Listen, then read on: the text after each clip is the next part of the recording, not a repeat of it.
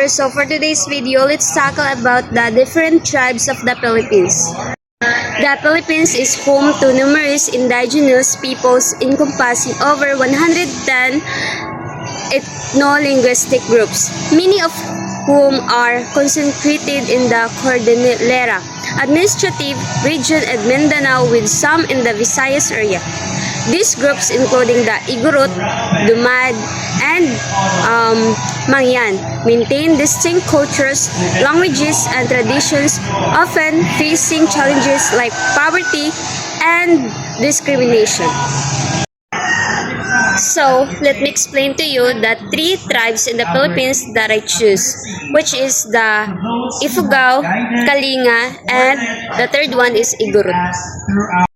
The Ifugao are an indigenous group in the Philippines known for their intricate rice terraces, unique culture, practices, and strong kinship ties, inhabiting the mountainous region of the Cordillera Administrative Region. So, where they are live? The Ifugao people primarily live in the mountainous region of the northern Luzon, especially in the province of the Ifugao within the Cordillera Administrative Region. And they are renowned for their stunning rice terraces, which are considered a UNESCO World Heritage Site and a testament to their ingenuity and connection to the land. And they have also a traditional villages, agriculture, and the social structure. And you can find Ifugao villages in the areas like Banawe, Batad, and Hapaw, offering glimpses into their traditional way of life. The Ifugao are wheat, rice agriculturalists, relying heavily on the rice terraces, but also practicing slash and burn farming for other crops like sweet potatoes and corn. And Ifugao social organization is largely based on kinship, with a three-class system consisting of aristocrats, a middle class, and a lower class. So let's move on to their culture and tradition. So Ifugao culture highly values kinship and family ties with a strong community bonds. And they are known for their narrative chants called Hod-Hod, which are performed during various events like rice, sowing, harvest, and rituals, and are a UNESCO eligible culture heritage. Also, they have a wood carving, textiles, and architecture. So Ifugao wood carving is a prominent art form with notable examples like the Bulul, Granary Guardians, and the Higabi Prestige Bench. So the next one is that textile. Their textiles, including colorful blankets and the clothing, are also renowned for their beauty and intricate designs. And lastly, guys, is the architecture.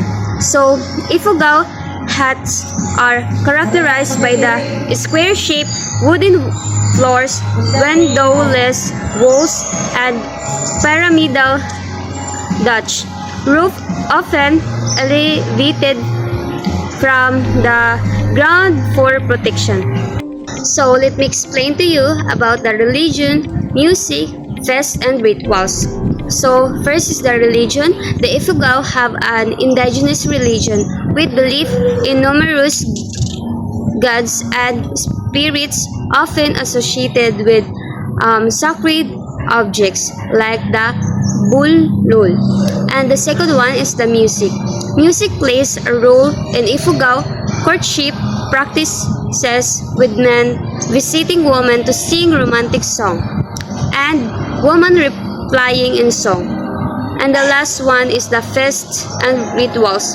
The Ifugao So, let's proceed to the second tribe, which is the Kalinga. With rice wine often featured in rituals and special occasions.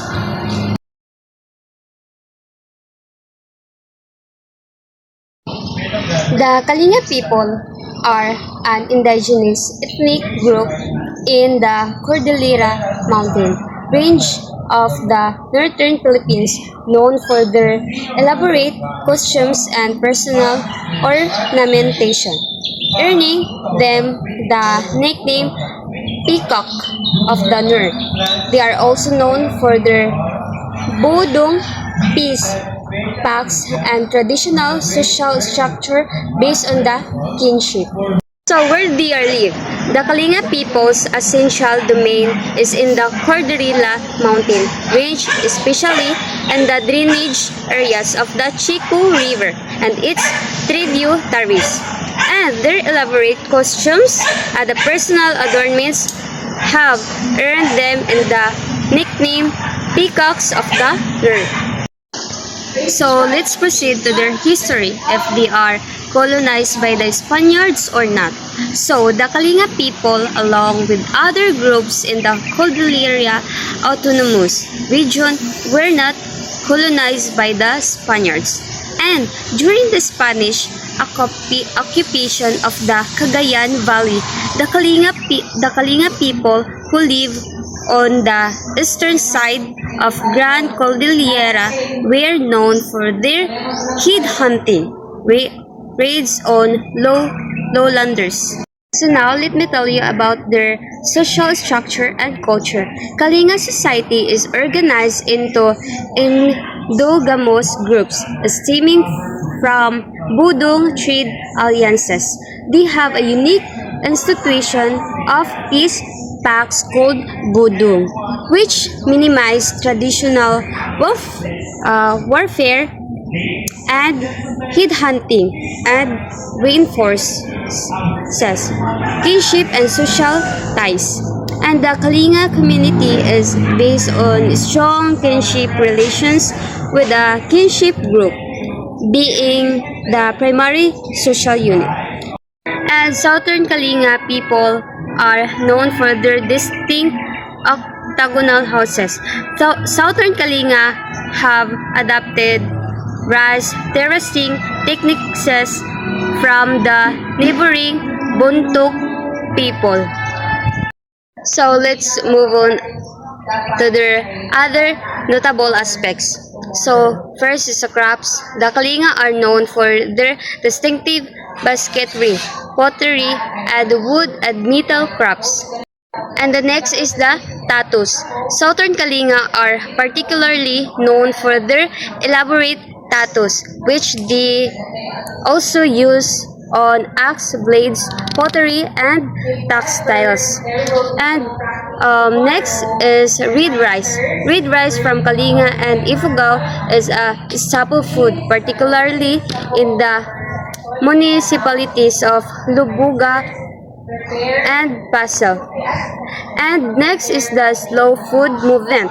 The Kalinga are known for their connection to the slow food movement, with areas like Pasel known for homemade meals. Now let's tackle about the last tribes, which is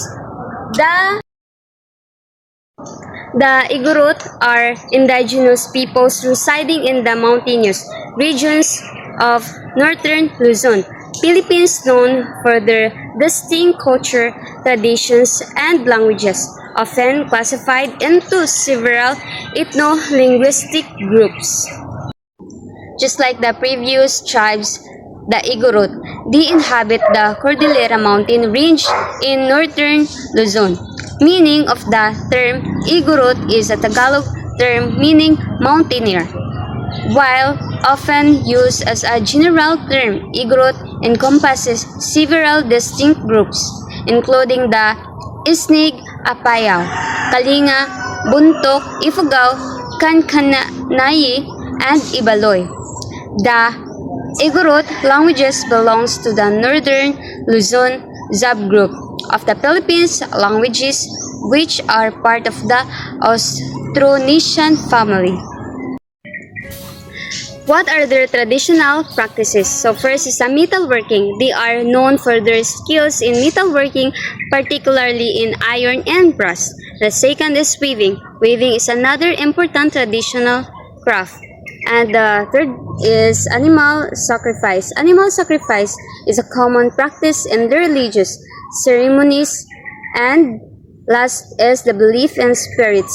They have a strong belief in spirits, including the spirits of ancestors, and perform complex rituals to appease them. Let's proceed to the historical context. So the Igorot isolation in the mountains allowed them to maintain their cultural and political autonomy even during the Spanish and American colonial periods. What are their modern life? The Igorot have demonstrated resilience in preserving their culture and traditions, and they actively seek to maintain their identities through their languages, cultural and forms, and religious practices. And some Igorot communities have embraced tourism, offering opportunities for visitors to experience their culture and traditions. There's a lot of tribes in the Philippines, and those three tribes that I choose to discuss. And thank you, and God bless you all.